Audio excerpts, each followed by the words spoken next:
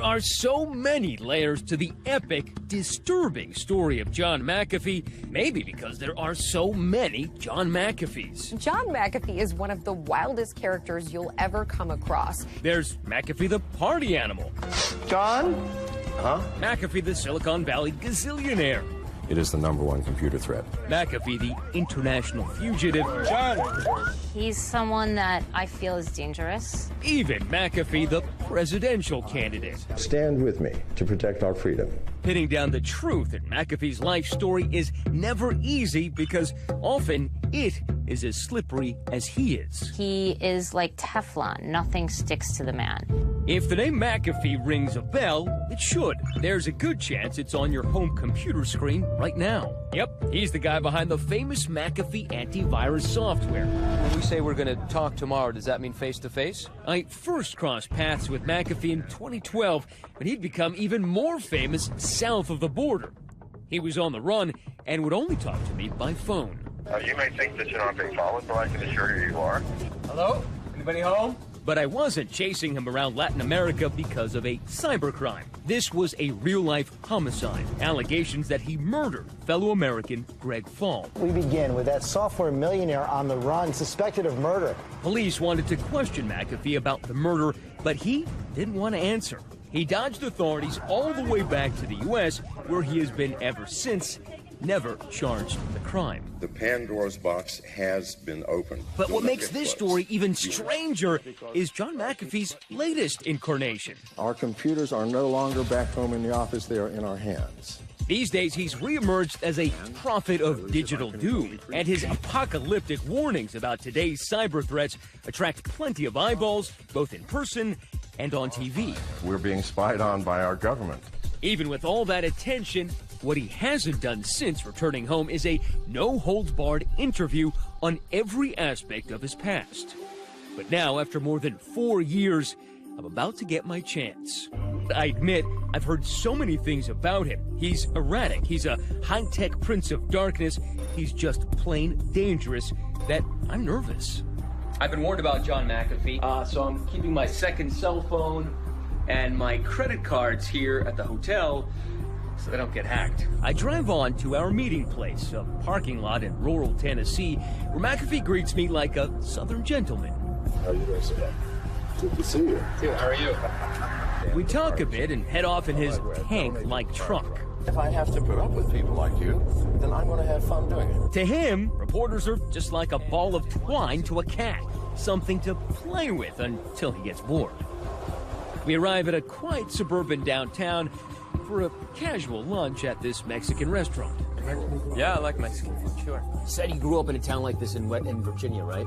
Between bites of chips and salsa and beers for McAfee, we talked about his troubled childhood. One of the things that was not idyllic there was your father. You said that he was a raging alcoholic, that he was abusive to you and to your mother. You know, nobody has an ideal life, even children. Died when you were 15? 15.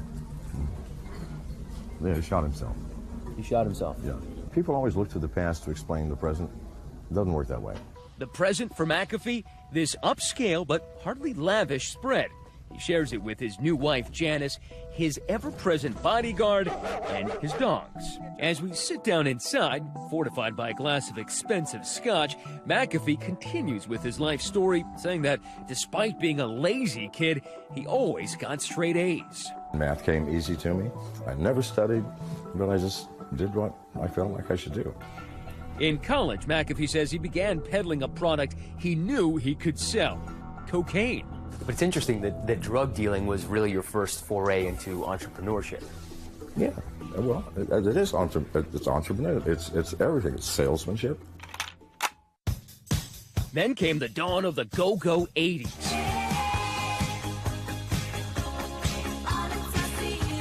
Big hair, even bigger shoulder pads, Pac-Man fever. As the home computer revolution kicked in, McAfee, now working as a programmer, was among the first to identify its perils and a potential profit. A computer virus is a programmer written by a hacker with a unique purpose, and that purpose is to multiply and live.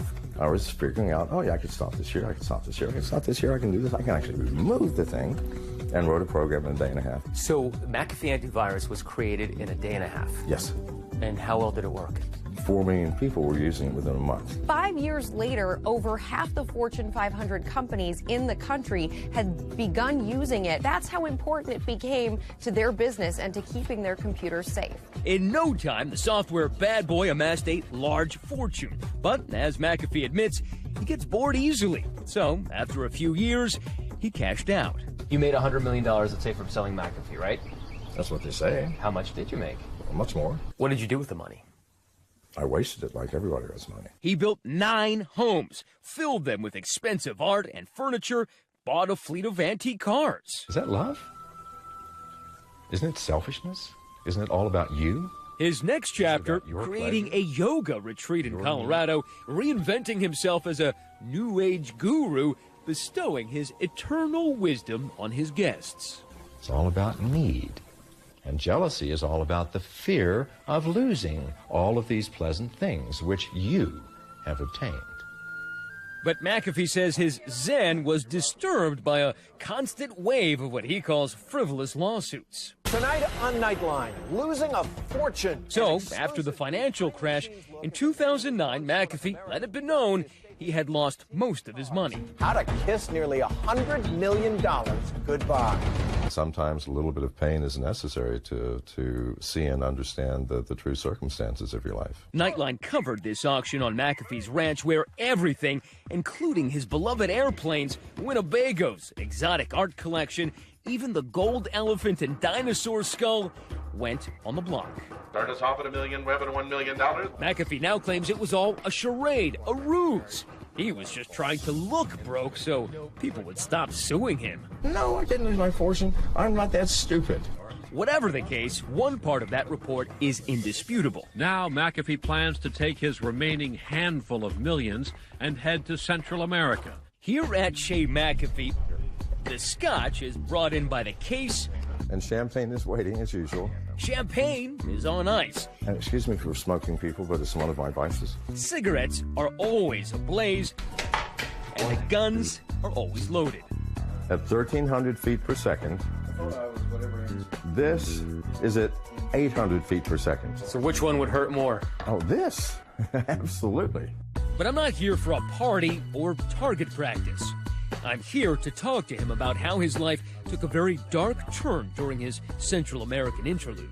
Why did you go to Belize in the first place? Well, because I'm a stupid man. Easy to joke now in his pleasant suburban kitchen, but back in 2009, before everything went so horribly wrong, Belize seemed a brilliant idea for John McAfee, who was eager to escape the cascade of lawsuits back in the U.S. Most beautiful beach in the world, a reef, a quarter of a mile offshore. I snorkel, I fish, I swim, I love the water. It was beautiful. The quintessential millionaire's dream. He purchased a spread on an island called Ambergris Caye, surrounded by American expats. But McAfee's most intriguing fantasy wasn't on the beach at all. All right, get ready for some serious Heart of Darkness here. As seen on this CNBC report, he purchased a second property in the interior of the country and moved deep in the jungle to a place called Orange Walk, where he had set up a lab. And I thought, wow, this is a dream come true. Allison Adonisio was a Harvard-trained microbiologist he brought into the jungle. The famed entrepreneur was at it again with his latest startup venture, creating plant-based antibiotics. But she says the enterprise fell apart when her benefactor started to become unhinged. He became very paranoid. He was talking about taking over the country. I started to think, this guy is a madman. McAfee says he was helping the locals, feeding poor families and providing many with jobs. I employed half of the town. I can show you a letter from the mayor saying that Mr. McAfee's done more for Orange Walk than any of our citizens have. But exactly what was he doing for those citizens? McAfee admits he brought in young women to be in his harem. Then there was the gang of convicted criminals McAfee proudly says he hired as his armed bodyguards, his own private militia. Everybody I hired was an ex-felon and had spent half of their life in prison. It sounds like that's a recipe for disaster. They never shot anybody, they never even shot at anybody, never even pointed a gun at anybody because they were dangerous people. He called them hitmen. He told me repeatedly that he could have people hurt, taken out if he wanted to. Adenizio says it all became too much for her. But listen to her traumatic account of what she says happened when she told McAfee she wanted out. When I did go over there, the conversation did not go as I expected. And, oh God, I feel so stupid. She wasn't able to go on. I'm sorry, The one time she was able to describe publicly what she says happened was in a documentary film about McAfee called Gringo. I told him I had a headache, and he brought me, he went into the other room and he brought me 2 pills and a glass of orange juice. It tasted foul. She says he drugged her with that juice and then raped her. I only have sort of flashes of recollection. He was standing over me, naked. I grabbed my clothes. I don't even remember taking them off. Adenizio says she quickly fled Belize without telling the local police. She says U.S. authorities told her they had no jurisdiction, so no charges were pursued. I don't know what to tell you except that I have emotional and physical scars from that experience. Alison Adenizio, a madwoman. A madwoman? A madwoman. Well, she claims that you raped her, Right. drugged her and raped her. Well, she can claim whatever she likes. Never had sex with her, certainly never raped her. She seemed rational. She was not. I find it rather ironic that somebody as unhinged as McAfee would say that I'm unstable. I think that I'm pretty strong considering everything that I've had to go through. Then, in April of 2012, McAfee was about to have trouble with the law for an entirely different reason. There was a belief that he was manufacturing illicit drugs on the compound, like as I said, because of all the different criminal elements that were there. It's very unusual that you'd be doing research into plants and you need so many people to protect you. Microphone ready. Belize's gang suppression unit raided his lab. They say on suspicion he was making meth. No drugs were found. McAfee claims the government was harassing him because he wouldn't pay bribes. I was on the verge of something when I refused to pay an extortion for $2 million, and a week later, the gang suppression unit destroyed my lab. McAfee abandoned the jungle and moved back to Ambergris Key, but trouble followed. Among his neighbors was this man, Greg Fall, a builder who came from Central Florida to Central America. This is the house in Belize. Took him about 7 years to build it. Greg's mother, Eileen Keeney, says her son wanted a peaceful retirement in the Caribbean, but when she came to visit him a few months later, she says it was anything but peaceful. Greg was not happy with him, and he had had some issues with McAfee. Keeney says her son Greg was disgusted by what McAfee had brought back from the jungle, that harem of women, the armed guards, and especially the swarm of dogs that constantly menaced passersby. He said, now, we're going to be walking past McAfee's house, and there's going to be dogs there. Now, they're usually fenced up, but he says, I just want to warn you. As Keeney headed home to Florida, she had no clue what was ahead. 2 days later, she received an unfathomable phone call from her daughter. And then she told me, Greg's been murdered. And I left out this blood-curdling scream. A brutal beachside murder. Was the eccentric millionaire involved? November 2012. Trouble is brewing in Belize. American Greg Fall has had it with his neighbor, John McAfee's pack of aggressive dogs, and he told friends he was going to take care of the problem. Greg had told him that he was going to poison the dogs. Then, one evening, some poisoned meat is thrown over McAfee's fence. All 9 of his dogs are poisoned. Gregory Fall complains about McAfee's dogs, and shortly after, the dogs are poisoned and they die. The very next night, an intruder sneaks into Fall's home, tasers him several times, and then shoots him in the head. No one has confronted McAfee, and Fall did. You see, there's a linkage there. The house showed no sign of forced entry. Nothing was taken from inside. He was brutally murdered, and he had no enemies. But Belizean journalist Jose Sanchez says his country is notorious as a place where just about anyone can get away with murder. Unless there's an eyewitness to a crime, murder is rarely solved in Belize, and that is the reason why there's a 3% average conviction rate. Still, Belize police quickly named McAfee as a person of interest in Fall's murder. And because of that famous name seen on millions of computers worldwide, the story makes international headlines. John McAfee. On the run from police in Belize. Mais le pays est bien conscient de la corruption à Belize. John McAfee has been marked. Police want to talk to McAfee, but the feeling's not mutual. Even as the news of the murder breaks, police launch a full-scale search for an eccentric McAfee goes on the lam. Of course he's the main suspect here. You've got the motive, you've got this incident with the dog, you've got their history. Why would you go to the effort of hiding if you weren't guilty? Why did you go on the run? Because if I didn't go on the run, I'd be a dead man now. McAfee claims that after he refused to pay bribes, the Belize government was out to get him. And the poisoning of his dogs and the murder of Fall was somehow just part of that sinister plot. If you think they do not do this, then you are seriously naive. And again, I want to talk to the audience. Please, people, even in television, you see this happening constantly, all right?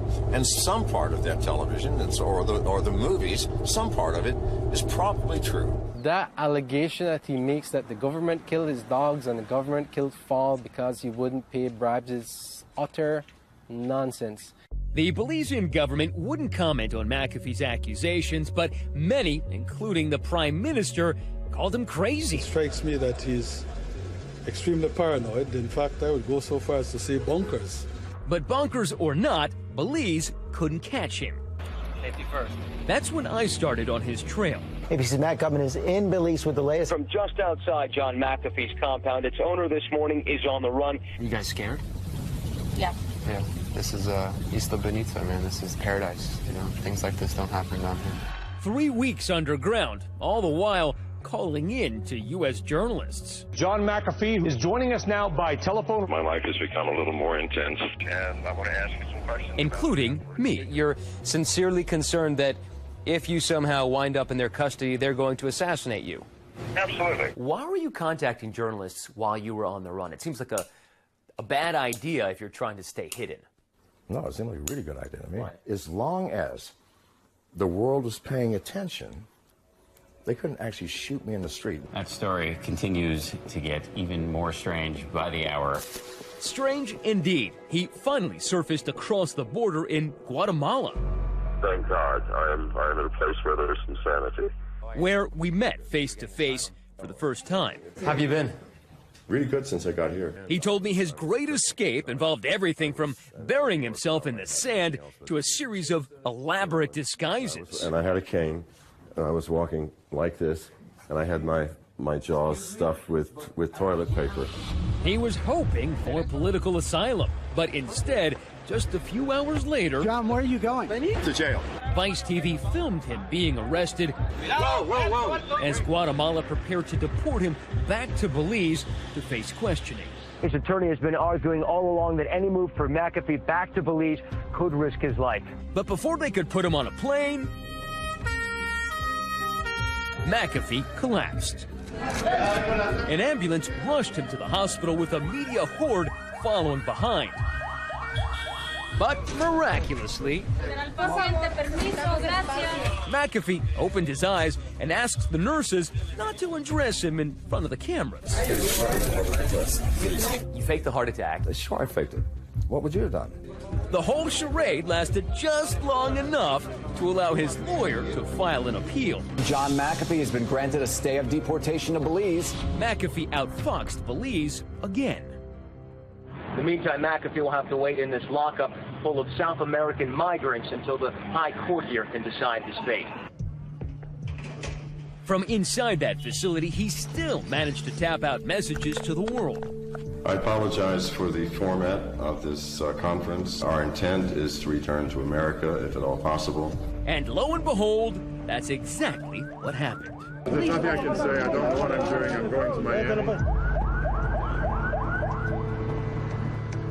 Guatemala authorities deported McAfee to Miami. I have no choice. They put me on an airplane. I am here. There, he escaped reporters in this van. I was again able to run him down, and a little while later, we sat down at his hotel. How would you categorize the past month or couple of months? More of an adventure than I would normally like. I got nothing now. What does nothing mean? I got a pair of clothes, some shoes. My friend dropped off some cash. Friend dropped off cash. Can we see it? I'm not sure. Brand new, really nice. In fact, I thought it has to be counterfeit, but it was not. So when you and I spoke that night, you had no idea what you were going to do? No, absolutely not. None.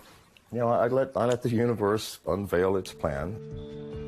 The universe led McAfee here to this Miami restaurant where he crossed paths with his future wife. You met in Miami, right? Yeah, even that first night, she saw it the first night. The day after he was deported. Janice was a prostitute at the time. It was, I don't know how to say it, magical.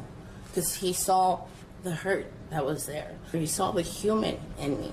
You know what I'm saying? But he thought I was worthy enough of a second chance. Is it strange for you to have found love in your late 60s, early 70s? You know what? I instantly saw in Janice what I had been looking for my entire life. But as McAfee was starting out on that new life... Yes, I was outraged. I was angry. Eileen Keeney still wanted to make him pay for what she believed were the sins of his old one. I have a folder here of all the letters and correspondence that we had with officials in the government. Senator Nelson, U.S. Embassy, Benmopan, Belize.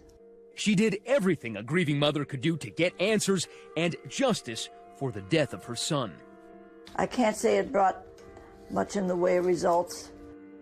But now she's got newfound hope thanks to new allegations against McAfee. In his rural Tennessee outpost, John McAfee has a new set of dogs. He's pretty much given up the trappings of his old millionaire lifestyle. They steal. Matt, we're rolling. For a guy who in Belize had all of these toys, you had boats, you had a sailboat. This is a very quaint suburban lifestyle. The things you think you own you. But even here, he still has an armed bodyguard anywhere he goes. People ask me, do you think you're ever going to have to use that? I said, no, but you only get one shot.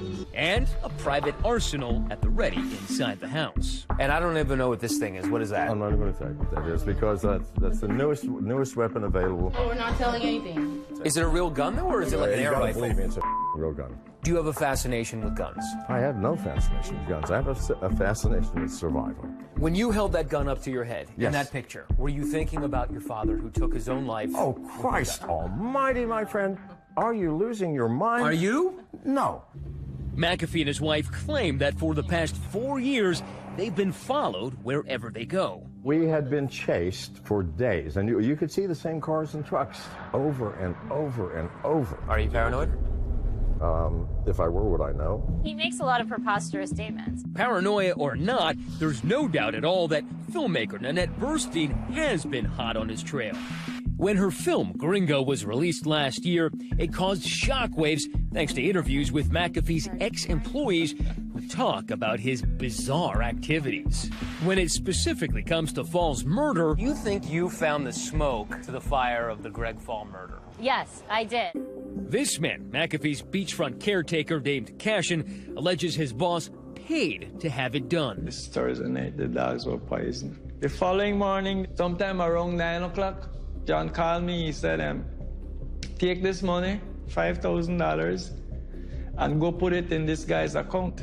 Cashin says the man who got that money called him late the night of the murder to come pick him up. I am coming out of the bushes. It was like 600 feet from Greg's house. Then I realized that this $5,000 was for him to do that. To do what? To kill the guy, to kill the guy. The supposed killer denied both Cashin's story and that he killed Fall, but it seems like a damning accusation. There was some very convincing testimony, very convincing evidence that I had not seen before, that makes me believe that there could be an investigation reopened. This documentary has brought what appears to be new evidence to light. McAfee laughs it off. Wait, everyone who went on TV called me and said, they've offered me cash. They offered me $12,000 US. I said, take it. McAfee accuses Burstein of paying Cashin and others in the film to tell lies. He got $12,000, but he was smart enough to make up a story that nobody would believe except Nanette. Because she's the most naive woman I've ever met. Nanette has been after me since... McAfee posted videos online in which Cashin and others take back what they said. John had nothing to do with that murder. What I told you, Nanette, was a fabrication to earn what you offered to pay me. Those are some serious accusations. They are. Burstein denies paying for any interviews, though she says she did pay what she calls a nominal fee for some photos. She says McAfee was the only one who paid for a story, pressuring Cashin to recant. I called him immediately and said, listen, why did you do this? And he said, someone showed up at my house that works for John. They offered me thousands of dollars to say this. People in Belize understand why Cassian and the others have to say that they made it all up, because their lives possibly could be in danger. Now, both Cashin and McAfee deny that he was paid off to change his story. Let me make this perfectly clear. I had nothing to do with the murder of Gregory Fall. You're asking the most ridiculous thing. This is not, you have to admit that it's not ridiculous. It is. That your dogs, 9 of your dogs, your beloved dogs, were poisoned. And the next by day, the government. that would make a man who loves animals absolutely irate. Right.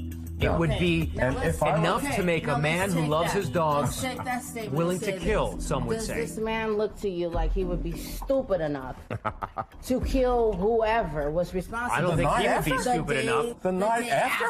You tell me. No. Let me Did you order a hit on him? Of course not, please. I am sick of Belize. We're finished. That is your choice. But we're not, I'm not, I have a couple more questions about Belize. As we ratcheted up the pressure on McAfee about Belize, he started to walk out on our main interview. You're walking out on this. Yes, because you have not kept your word. I have kept my word.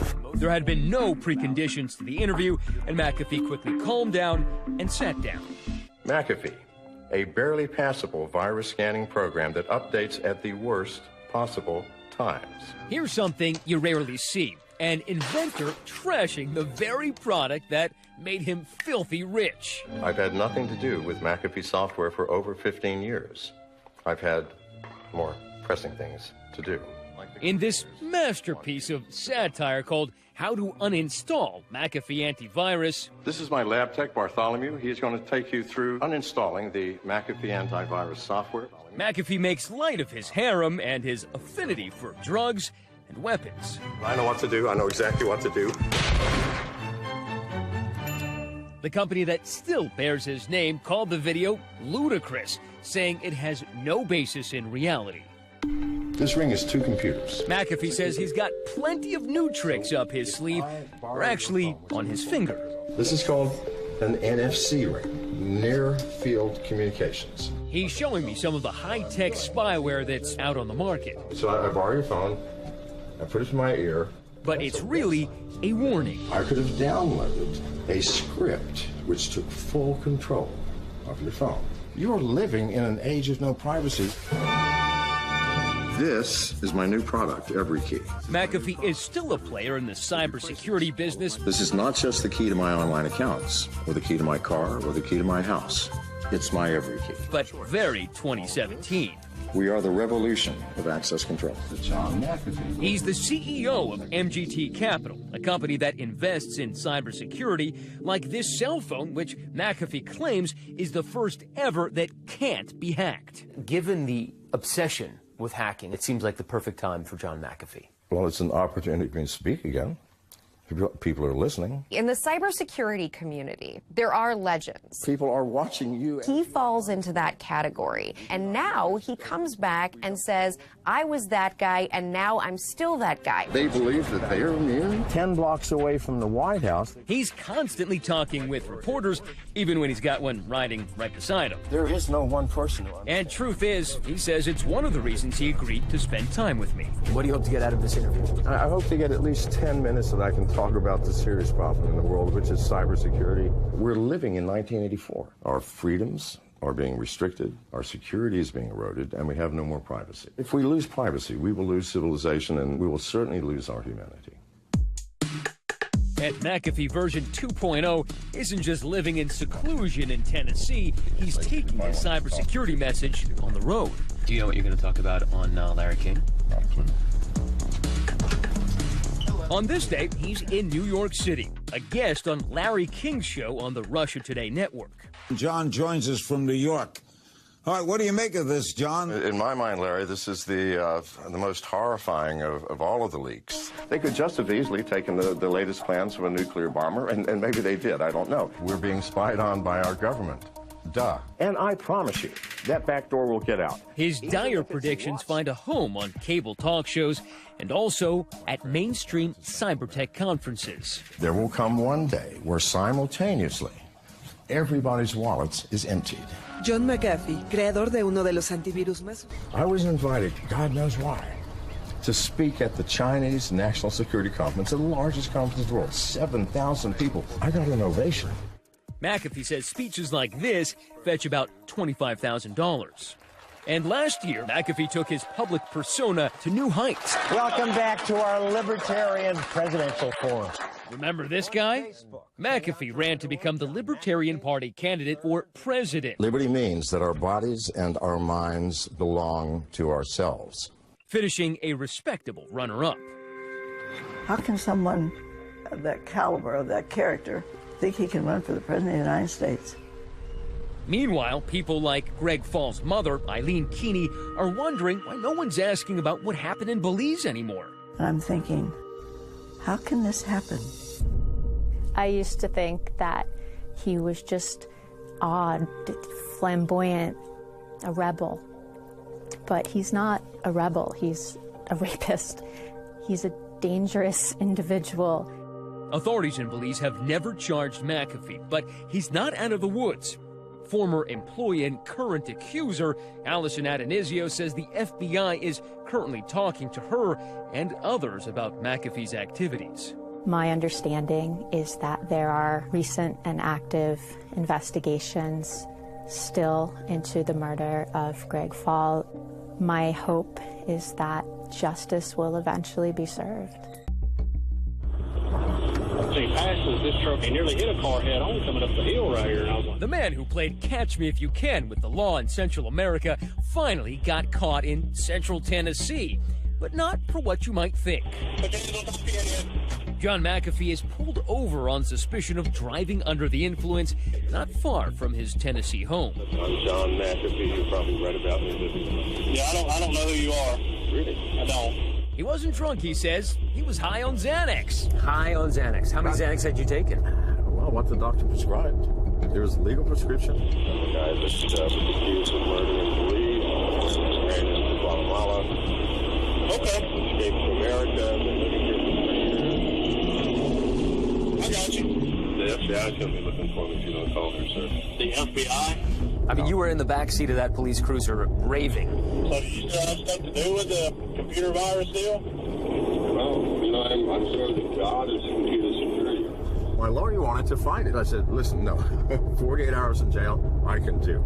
McAfee pleaded guilty, and since his license is still suspended, he sits in the back seat with me while Janice drives. Why were you prescribed Xanax? What were you taking it for?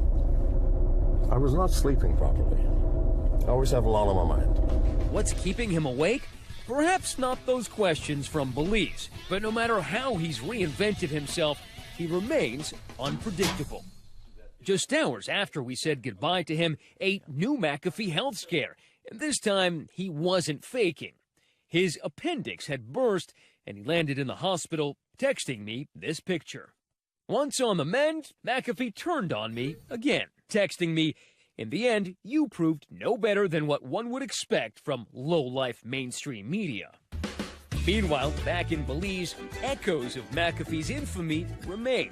At the site of his old property, there's now a watering hole, fittingly called John's Escape. I can't say I've given up on my hopes for justice. But Eileen Keeney is confident that John's escape is just temporary. Maybe I just have the faith that I believe that it will come. God has a way of taking care of people like him.